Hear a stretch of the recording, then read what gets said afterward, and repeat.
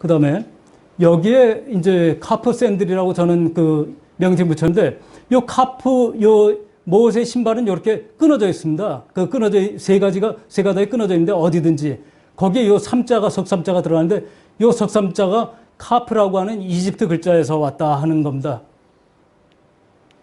그래서 이게 마일스 존스 박사님 얘기는 요게 이집트의 글자로 그 캡입니다. 캡. 그런데 히브리에서는 카프라 그러는데 뜻이 손바닥, 발바닥, 그 다음에 컵, 드는 컵, 집다, 들다 이런 뜻이 있습니다. 그런데 요게 넘어오면서 이스라엘 쪽으로 넘어오면서 요거에 요 발바닥에서 요거 빠지고 요거만 기록이 된 거고, 요거의 이름을 이제 읽으면 요거는 솔로몬 왕 때 글자고요. 고대 히브리. 요건 중간에 이렇게 해서 로마 글자가 됩니다. 그래서 여기에 보면은 요게 고칼리인데, 요거 보면은 여러분한테 지금 옛날 고대 글자를 쉽게 읽는 방법을 알려드렸습니다. 요건 Z자고 요거는 뱀이 기어가는 거는 N자입니다. 그래서 이건 든, 그러고 전 그러면 죽었다는 뜻입니다. 그 전 죽었다, 누가? 카. 요거는 L. 그 다음에 요거는 L자는 지팡이를 말합니다. 이스라엘 사람들이, 목자들이 짚고 다니는 집. 그거 그대로 그린 겁니다. 그래서 그건 라멕, 그런데 그게 지팡이입니다. 그래서 그 다음에 요거는 야자거든요. 야외 그럴 때 야자. 그래서 죽었다, 칼리아. 죽었다, 칼리아거든요. 그 다음에 요거는 죽었다, 요 Z, N자. 죽었다, 요거는 M자고, 요거 L자, 아까 본 거, 요거는 Q자거든요. 그래서 말리크. 즉, 죽었다, 말리크인데, 사우디 사람들이나, 히브리 사람들은 다 말리크 그럽니다. 왜 그러냐면, 아말리크 그래가지고, 아자는 묵음이거든요. 그래서 이게 죽었다 말리크인데, 이 뒤에는 모르겠습니다. 그래서 이 아말렉으로 이제 추정하는 근거가 되고요. 그 다음에 요거는 죽었다, ZN, 이거는 H, 하가르. 요거는 R자입니다. 그래서 죽었다, 하갈이 죽었는데, 요거가 아주 재밌습니다. 요거는 죽었다, 요거는 요거는 M자, 아미야. 그런데 더 재밌는 건 뭐냐면, 요 뒤에 하갈이 있습니다. 요거랑 똑같은 글자죠. 이 하갈인데, 요건 집 베트를 말합니다. 베트, 타우. 그래서, 이거는 베트가 무슨 말이냐면, 이 바트는 히브리어 딸을 말합니다. 배는 히브리어로 아들을 말합니다. 그래서 히브리 문장으로, 죽었다, 하갈의 딸, 아미야인데, 요 문법은 히브리 사람들이 쓰는 문법입니다. 그런데 여기 이 딸이라고 하는 이 말은 히브리 말입니다. 이건 뭘 제가 얘기하려고 하는 건지 한번 보세요. 이거는 아말렉 사건이기도 하지만은 여기 나오는 거는 전부 히브리 말이에요. 히브리 사람들의 이름이지, 그쪽 사람들 이거 골치 아파요. 아라비아 말은 뭐 어쩌고 저쩌고, 무스타프 뭐 칸마리 뭐 어쩌고 이러게 나갑니다. 근데 여기 이 하갈은 이집트에서 온 외래어 아닙니까? 그런데 그거의 딸이라고 하는 이 문구가 히브리 말이라는 겁니다. 이 사실들만 이렇게 이제 간단하게 말씀드리고, 그 다음에 요게 스미소니안 자연사 박물관하고 요쪽에 사우디 박물관에 공동으로 운영을 하는데, 사우디 박물관 홈페이지 여기 있습니다. 요거에 들어가면 타무딕을 찾아오면 뭐라고 되냐면, 이 스크립트는 BC 1500년에서부터 BC 400년, BC 3, 4세기까지 쓰여졌다고 하는 게 나와 있습니다. 그래서 물론 아니라고 그런 사람들도 있습니다. 근데 이거는 그렇게 박물관이나 미국의 스미소니안이 증명을 하는 거라 여러분들이 판단해 주시기 바랍니다. 그 다음에 이제 쉽게 읽는 고대 하나님 때의 말을 보면 플린더스 패트릭 형이 1905년에 세라빗 알카뎀에서 발견한 스핑크스 신상에 세 측면으로 글씨가 써 있는데, 하나는 이집트어, 하나는 가나안어 이렇게 쓰여 있습니다. 그래서 서로 비교가 되는데 거기에 보면 요거 라메크, 요거 그 집 베트, 요거 아 발음, 요거 엘 발음 트, 즉 요게 르 바알라트, 바알라트 신을 위하여 이런 뜻입니다. 이걸 그 이제 앨런 가디너가 번역했는데 여러분도 이 글자를 5분이면 압니다. 그래서 이거 읽으라 그러면 라 바알라트 이렇게 쉬운 게 그 있는데 지금의 글자들은 너무나 어렵습니다. 그래서 이런 과정을 거쳐서 됐다는 걸 말씀드리고 한 가지 야곱의 아들 유다의 도장에 창세기 38장 25절에 보면은 유다의 도장이 나옵니다. 다말의 유명한 사건이죠. 글씨라면은 원시 가나안어일 수밖에 없다 하는 걸 말씀을 참고로 드립니다. 그 다음에 르비딤 유적에 이렇게 글자가 변해왔다는 거고 거기에 타무딕 이 미디안 지방의 글자가 이렇게 되는데 같은 타무딕이라도 이게 가장 오래된데 여기 빨간 표시해 놓은 거는 이 글자들이 많이 쓰이기 때문에 제가 이렇게 표시를 해 놓은 겁니다. 그래서 히브리 문자의 변천은 원시 가나안에서 원시 타무딕으로 갔다가 가나안 올드 네게브에서 팔레오 히브리어, 박스형 아람 히브리어, 현대 히브리어. 그러면 이런 글자들은 좀 연구가 되는데 이거는 그분들이 다 연구를 한 건데 요 글자도 다른 학자분들이 연구를 해 놓은 건데 요 글자가 요렇게 간다는 거는 제가 이제 연구를 좀 해본 거죠.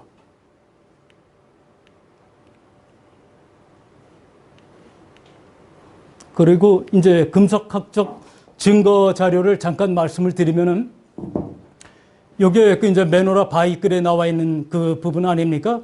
그런데 이 멜러 박사님이 분석해 놓은 거 보면 요 글자가 미디안에서 나오는 건데 그것이 이 원시 가나안 글자하고 가장 가깝다는 겁니다. 이 페니키아 글자하고는 아주 멀고 그 사우스 아라비아, 남아라비아 글자하고는 좀 사촌지간인데 여기 글자가 보다 가깝다는 것을 이렇게 분석을 해놓은 것이 있습니다.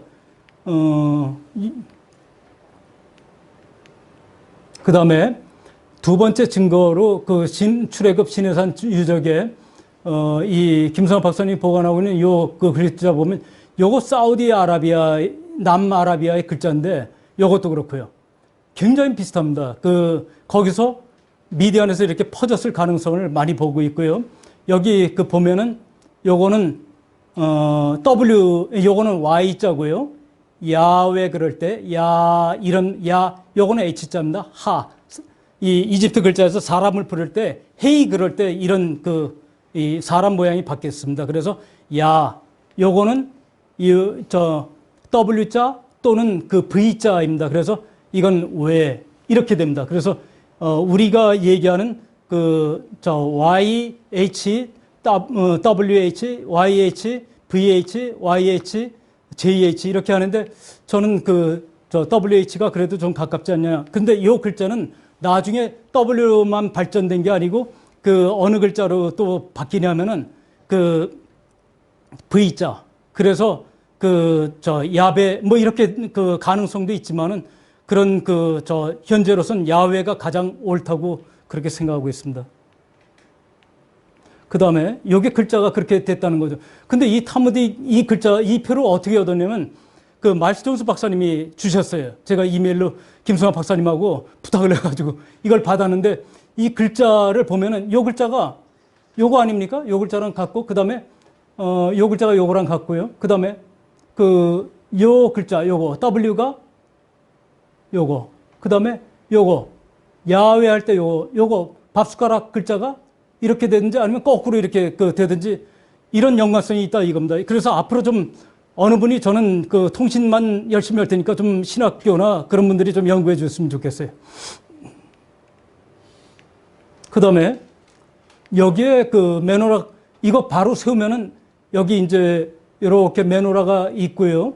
거기에 십행이 있습니다. 십행을 이걸 여기 고대 히브리 연구소에 들어가면 제프 베너 박사가 해석해 놓은 게 있는데 이 중에 10%도 번역이 안 됐습니다. 지금 현재도. 그런데 여기 뭐라고 되냐면 원더링, 광야, 방황이라는 말이 있고 갓, 엘레, 그 다음에 이건 붙어 있습니다. 몰튼, 멜티드, MHS죠. 그 카프. 이건 암소란 뜻이고요. 그래서 녹아 부어진 암소, 녹은 암소 이런 게 적혀 있고, 그 다음에 즈퍼는 소멸된다 하는 단어가 있고요. 이 단어들은 대부분 해석 안 되고 있는데, 우리 성경하고 좀 연관된 내용이 있습니다.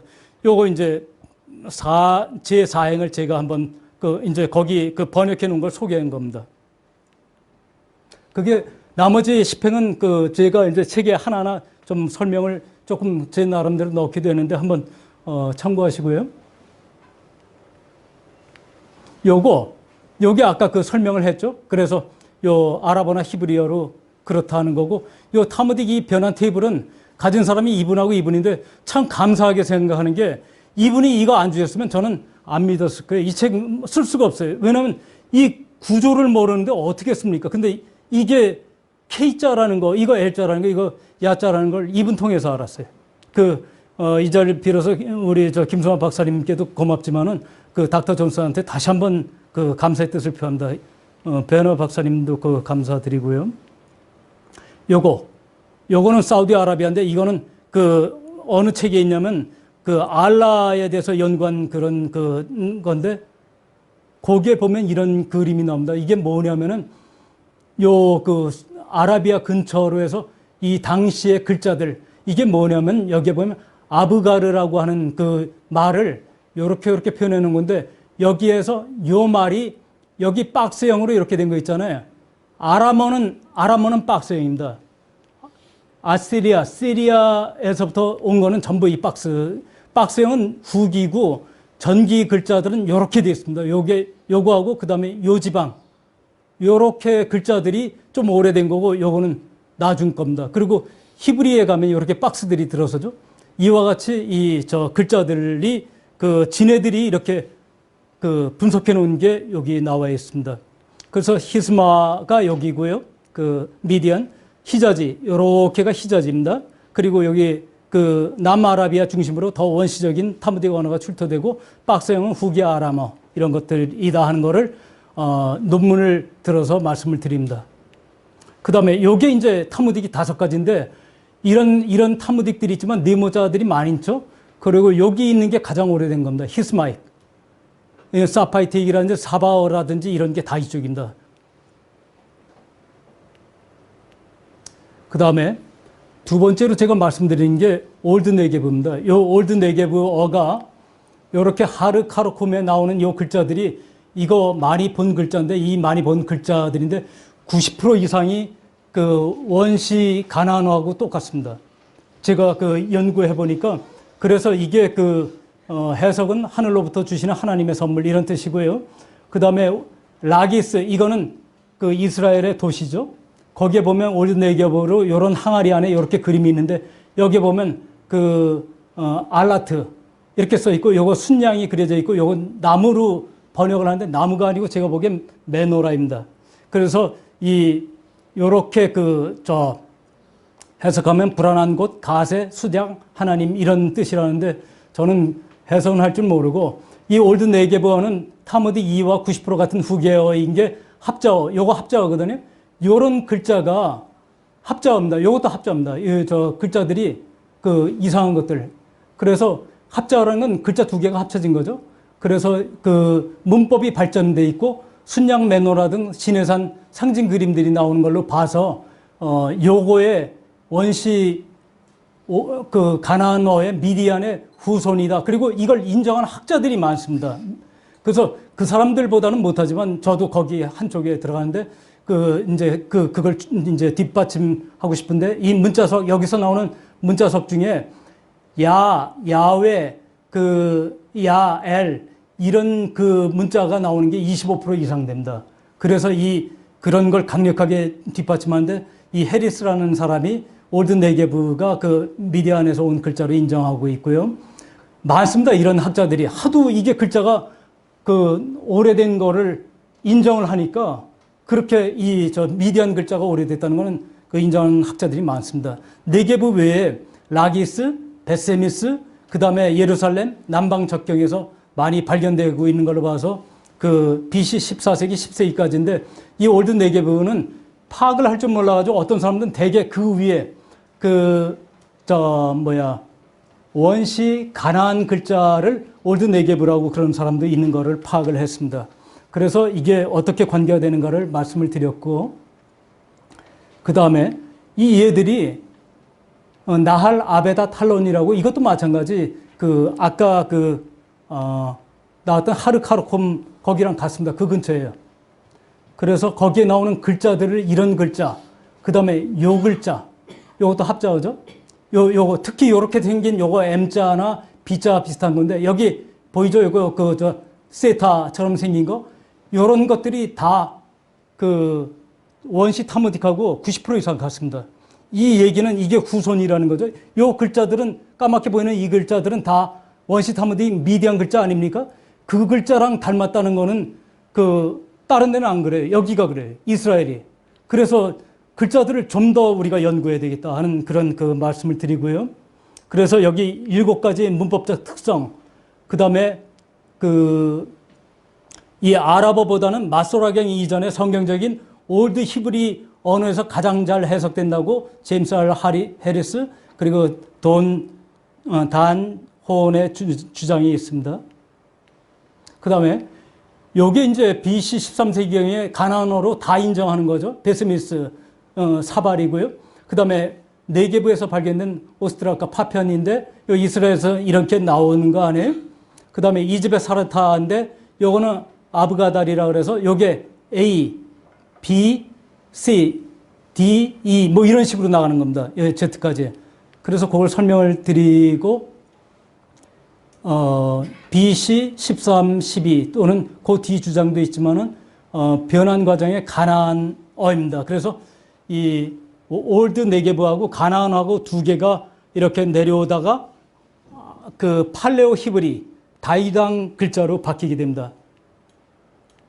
그런데 제가 이걸 꼭 설명을 드리고 넘어가는 게 이집의 사르타 문자석에 나타나는 가나안어는 여기 보면은 요거 A를 옆으로 놓은 거고 요건 B, 집을 이렇게 그렸고 요거는 김멜.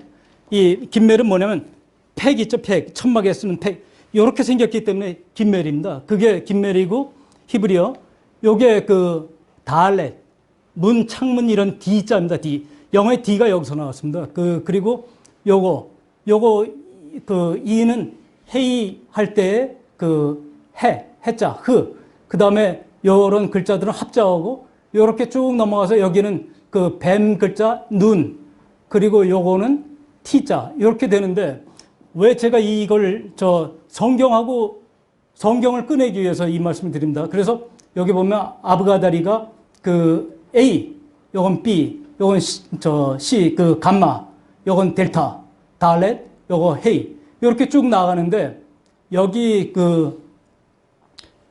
쭉 보면 K, 요거 K자가 이렇게 바뀌죠. K, L, 그 다음에 M, N자는 여기 빠져 있는 걸 제가 찾아낸 겁니다. 왜냐하면 이 5 박사님들이 따져놓은 논문에 이걸 잘못 따졌기 때문에 N자가 여기 있다는 거예요. 그 다음에 S, P, T, Z, 그 다음에 쿠프, Q, 그 다음에 R, 래쉬라고 하는 거, 그 다음에 쉰, 그 다음에 thin, 요 22글자인데 22글자인지 너는 어떻게 아느냐? 제가 한번 그걸 설명을 좀 해드리려고 합니다. 요 22글자를 어떻게 알았냐면, 요 알레프는, 알파벳은 숫자를 동시에 의미하거든요. 그래서 요건 1이고, 요 베타는 2이고, 김멜은 3이고, 달렛은 4고, 이렇게 내려가는 거 아실 겁니다. 카프, 요거는 20이고, 라메트는 30, 그 다음에 타우는 400을 의미한다. 이 라틴 문자도 마찬가지고. 그런데 이게 왜 중요하냐면 히브리어 알파벳으로 구성된 성경의 시편 119편인데 요거 176자로 되신 구절로 된 거 아십니까? 요게 22글자 곱하기 8개 한 거라는 건 여기 성경학자들이면 다 알 겁니다. 기본 상식으로.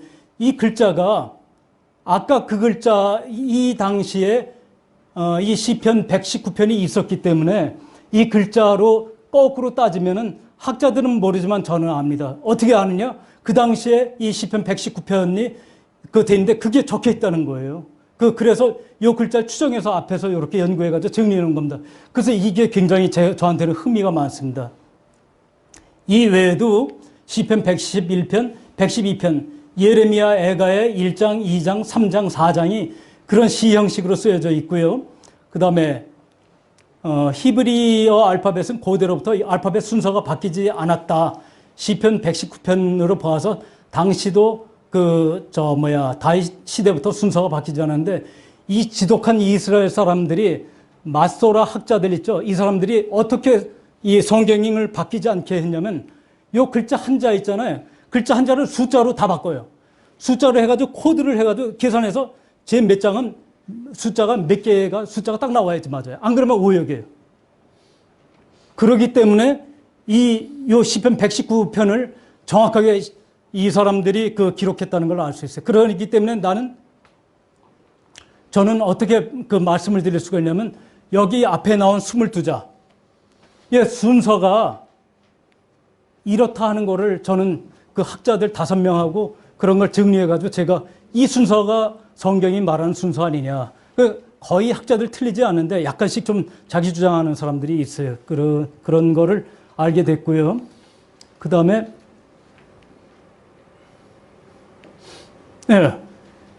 이제 제가 요 원시 타무딕 글자하고 가나안 글자를 비교해 보니까, 요게 원시 타무딕 글자인데, 요 르비딘 글자, 메노라 시페문, 야웨스톤, 기타, 이런 거를 쭉 뽑아보니까 원시 타무딕하고 같은 거는, 똑같은 거는 요거 원시 타무딕과 같은 게 9 종류. 그 다음에 타무딕과 무관한 게 한 5개. 원시 가나안어나 기타가 한 8종으로 유사도가 한 65% 되는 거를 연구를 했습니다. 그 다음에 요거 원시 타무딕하고 다이당 때의 글자하고는 검토를 해보니까, 이거는 좀 더 조상이 조금 좀 더 멀어서 그런지 이쪽은 팔레오 히브리에서는 한 8종, 그리고 65%가 아니라 요거는 4종, 9종에서 한 55% 정도로 글자가 좀 다릅니다. 그런데 기본적으로 아까 이렇게 찍어 놓은 거 있죠. 그와 마찬가지로 이렇게 같은 글자들이 여전히 55%가 존재하더라 하는 거죠. 조상들이 남긴 게. 그 다음에 알파벳의 기호는 이렇게 타무딕 2에서부터 팔레오 히브리, 올드 네게브 거쳐가지고 팔레오 히브리가 된다. 요거는 이거는 가나안 글자를 말합니다. 원시 가나안하고 다르죠. BC 17세기가 아니라 13세기경이죠. 페니키아는 BC 11세기, 10세기에 등장해가지고, 페니키아는 무역을 하던 사람입니다. 그래서 두로, 시돈 이 사람들은 BC 8세기 이후에 그리스, 시실리, 카르타고 등의 한니발이 나타나죠. 거기에 전파했는데, 한니발이나 카르타고 사람들은 페니키아가 자기네들 조상이라고 하는 게 기록에 다 남아 있습니다. 요게 우가리트 쐐기 알파벳인데, 이게 14세기인데 이제 학자들 얘기는 이게 페니키아 글자에 영향을 줬다 이렇게 얘기하는데, 저는 마일스 존스 박사님처럼 그게 15세기이기 때문에 이건 14세기나 3세기 글자니까 이 이스라엘의 영향을 받아서, 전쟁을 통해서 영향을 받아서 싸운 게 화살촉 같은 게 많이 남아 있거든요. 그래서 이것은 쐐기 문자가 한문이나 이집트 상형 문자처럼 바뀌어가지고 알파벳으로 바뀌는 거 아니냐, 이렇게 봅니다. 근데 꼭 제 주장이 맞는 것은 아니라고 생각이 되지만은, 이렇게 저는 해석할 수도 있다고 보고, 여기에 특히 아브 가달이 이렇게 쭉 내려가는 중에 요 글자의 순서는 히브리 글자 순서하고 똑같습니다. 아브 이렇게 헤트 W 이렇게. 그래서 우가리트 쐐기 문자는 BC 14세기 또는 13세기경에 발생했다는 게 학계 정설이지만, 셈의 흉내까지 흉내낸 30자의 쐐기 문자고 알파벳이고, 요거 알파벳이지 쐐기 문자가 아닙니다. 그리고 히브리어하고 깊은 관계를 맺는 게 문법적인 면에서, 발음 측면에서 가나안어, 베니게어, 아람어, 히브리어와 유사하고, 성서 히브리어처럼 우가리도가 남성과 여성의 정확한 성은 물론 단수, 복수, 쌍수 등 수의 구별이 있는 쐐기 문자인데, 형용사가 명사의 뒤로 가고 문장은 동사, 주어, 목적어 등의 어순을 따르고 있는 것도 히브리어랑 비슷합니다. 이제 마지막 언어에서는 좀 마지막인데, 알파벳의 기원에 히브리어하고 페니키아를 한번 왜 페니키아가 될 수가 없는가를 설명을 드리겠습니다. BC 15, 12세기간에 도대체 뭐하고 있었냐는 거죠. 히브리어의 언어 발달 과정이 분명하게 이렇게 암각화나 이런 것들이 많이 남아있는데, 팔레오 히브리까지. 페니키아는 언어 발달 과정이 없습니다. BC 18세기 이집트형 비블로스 비문만 제가 연구해서 집어넣은 게 있는데, 이거 하나밖에 없어요. 이 사람들은 전쟁을 안 하고 무역만 하던 사람입니다. BC 15, 12세기경의 문자서 사용에 보면 여기는 없지만은 이 미디안에 메노라라든지 문자석, 이런 올드 네게브라든지 이런 게 많이 남아있다. 그 다음에 알파벳의 시온 주장 근거가 성경의 책 기록을 하나님이 명령한 게 나오죠. 출애굽기, 신명기 등. 그 다음에 BC 157년에 아까 얘기한 유폴레모스가 모세는 유대 민족에게 알파벳을 가르쳤고 이를 페니키아인에게 전했으며 최종 그레이스인에게 전달했다 하고 하는 역사적인 기록이 남아 있습니다. 그 다음에 여기 페니키아어는 알파벳 보고만으로 페니키아가 시원이라고 주장하는데 지금 이 사람들도 학자들도 고민이 이거예요. 이 근거를 모르겠다는 거예요. 그러면서도 페니키아가 우선이라고 그러고 타무딕은 난 모르겠다는 거예요. 그 다음에 헤로도토스 이야기하고 카펜더 나베 이런 학자들은 BC 1000년경에 유럽에 전달했다. 이것만 나와 있는 겁니다. 그래서 이걸 한국의 고고학자들한테 얘기하면 무슨 말인지 잘 몰라요. 그 다음에 알파벳의 기원 히브리어하고 페니키아어는 여기에 인근 지역 문자 간 지리적 유사성을 보면 팔레오 히브리나 페니키아어나 모아버나 아람어나 에도머나 똑같아요. 글자 쓰는 게.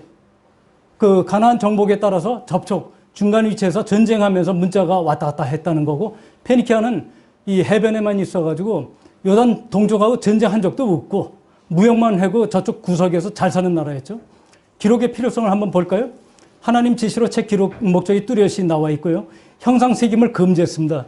그래서 우리 십계명 제2조에 가면 함부로 동물이나 사람 이름이라든지 이런 거 새기면은 이집트 신전에 써놓는 거랑 똑같다 하는 그런 의미의 말씀을 하시죠. 우상을 새기지 말라는데 거기에 전쟁, 종교 기록, 교육 등으로 기록이 필요하고요. 형상 새김을 금지해서 그전에는 형상 문자고 뱀 글자고 이렇게 되면 그 뒤로부터는 요게 형상이 없어집니다. 그리고 전부 심볼 문자로 갑니다. 그래서 출애굽이 그런 경계점이 됩니다. 그 다음에 여기 페니키아는 무역하고 묘지석에만 나타나는데 BC 10세기부터 나타나고 무역, 독립도시 국가로 지네들끼리는 국가도 아니에요. 서로 도시국가지. 전쟁 없이 문자만 전파했는데 이게 최고 빨라봐야 히람왕의 아이람왕이라고 되어 있는데 히람이라고 나오죠. 근데 그 사람하고 같다 또는 다르다 하는 말이 있지만은 이때서부터 묘지에 처음으로 나타나고 그렇습니다. 그러니까 다윗이나 솔로몬 때 그때의 글자들이지 그 이전 글자는 여기 없습니다. 페니키아에. 그 다음에 일반 문자들의 문자 사용에 대해서 말씀을 드리면 또 내 집 문설주와 바깥문에 기록할지니라 이렇게 신명기에 나와 있는데 여기서 문설주는 각 개인의 집이지만 바깥문은 그 당시 사람들은 바깥문이 없습니다. 바깥문은 뭘 말하냐면 정확하게 찾아보면은 성문 왔다 갔다 출입하는 걸 바깥문이라고 합니다. 그래서 성문 출입할 때 거기다 기록하라고 되어 있는 그렇게 해석이 됩니다. 하나님 명령으로 책 기록 교육이 일반화되고 기도원 당시에 숫곳 소년을 잡아가지고 77명의 장로와 그런 사람들의 이름을 적으라고 하죠. 거기에 사사기 기도원조에 나와 있습니다. 그런데 비해서 페니키아는 상위 계층만 필요하고 교육의 필요성이 없어요. 그리고 당시 행정 외교 등 국가의 필요성만. 문자는 당시 국가들의 권력이에요. 이 문자를 가지고 문자가 중국도 마찬가지죠. 문자 가지고 선진국이냐 후진국이냐가 결정되기 때문에 문자를 이 당시에 이렇게 쓰는 나라가 있었고 없었는데 이스라엘 사람들이 똑똑해진 이유가 이것 때문 아닌가 저는 그렇게 보는데 여기에 결론을 말씀드리자면 원시 타무딕하고 같은 거는 올드 네게브는 90% 이상 거의 같은 글자 꼴인 걸 알았고 가나안어는 한 65%, 팔레오 히브리어는 55% 그렇게 같다는 거를 제가 정리를 해 놓은 겁니다. 그 다음에 요게 종합을 해보면은 요렇게 이집트 선성분 첫 문자가 BC 3000년 전. 그 다음에 원시 시나이어가 요렇게 1700년 BC. 출애굽 때에 요런 글자가 새겨지고 요런 히브리 사람들 글이 미디안에서 나오는 거. 요게 요때 BC 한 15세기 또는 저는 꼭 요거 주장하지는 않습니다. 요거 흔들리더라도 이 시대는 안 달라진다는 거죠. 그 순서는. 그 다음에 여기 그 아람왕 때 있고 요 전에가 요게 그 가나안 글자고 요게 그 올드 네게브 글자고 요게 먼저고 요게 약간 뒤고 그 다음에 팔레오 히브리어 이 다이당 때고 여기 왕 이런 표현이 있습니다. 그 당시 왕이 있었다는 거예요. BC 10세기 요럴 때요. 가난한 고아나 과부를 구제하라 이런 말이 들어가 있습니다. 그 다음에 여기 이 원시 아라비아 이 키르벳 무슨 뭐라고 하는 독일 편인데 아주 유명한 겁니다. 그 다음에 여기 아라비아 문자들인데 한 요 정도입니다. 이게 굉장히 비슷하고요. 요 고전 그리스 문자는 BC 750년 글자인데 최초로 이렇게 나옵니다. 그리고 요걸 이제 제가 쭉 정리해 보면 이렇게 고센 지방에서부터 여기 숫꽃 여길 거쳐서 숫꽃 여길 이제 요렇게 거칩니다. 요쪽에. 그 다음에 여기서 1박하고 여기까지 가는데 여기가 에담인데 에담 쪽에서 여기까지 밤과 낮을 도와서 나아가게 하셨으니 했으니까 한 3일 정도 이렇게 생각이 되고요. 그 다음에 여기까지 이렇게 하루 이렇게 오고 여기서 다시 이 구름기둥과 불기둥이 거꾸로 돌아서는 사건이 나오고 병거들이 여기서 머무는 동안에 밤에 마르고 이쪽으로 건너면서 아마 새벽 어느 때겠죠? 오전이나 그때 이제 쫓아 들어갔다가 몰살되죠. 그리고 여기서 이렇게 해가지고 밑으로 내려왔다가 여기서 르비딤으로 해서 시내 광야로 들어왔다가 여기에서 이렇게 해가지고 저는 가데스 바네아가 옳다고 봅니다. 왜냐하면 바란 광야 가데스고 여기는 진 광야 가데스인데 여기까지 왔다가 1차 전북전쟁 때 여기 안 올라가서 40년 광야 생활을 어딘가를 하죠. 그 다음에 이렇게 여기서 다시 에돔 밑에 들어갔다가 가데스라고 하는 물이 많이 나오는 두들겨가지고 나온 곳에서 다시 와서 이쪽에 와서 아람 왕인가요? 거기하고 아라도 왕 거기하고 싸움 붙고 에돔 에션 게베를 거쳐가지고 이쪽에서 왕이 데려오는 일이 가는 길인데 일이 결국 못 올라가고 여기서 돌아가지고 올라가죠. 그 상세한 것들은 여러 가지 자료가 많이 나와서 책이 많이 나왔으니까 보시면은 제가 왜 이런 얘기를 하는가 하는 거를 이해하실 겁니다. 그래서 혹시 지금 신학교나 이쪽에서 이제 얘기하는 거랑 다르다고 이제 얘기하셔도 어쩔 수가 없는데 저는 이제 제 나름대로 여러 가지 책이나 나름대로 그것이 그러한가 하고 이렇게 따져보고 많이 이렇게 생각해 보다 보니까 이런 생각을 정리하게 됐습니다. 다음에 잠깐 쉬었다가 한 10분 쉬었다가 나머지 설명을 하고 마치도록 그렇게 하겠습니다.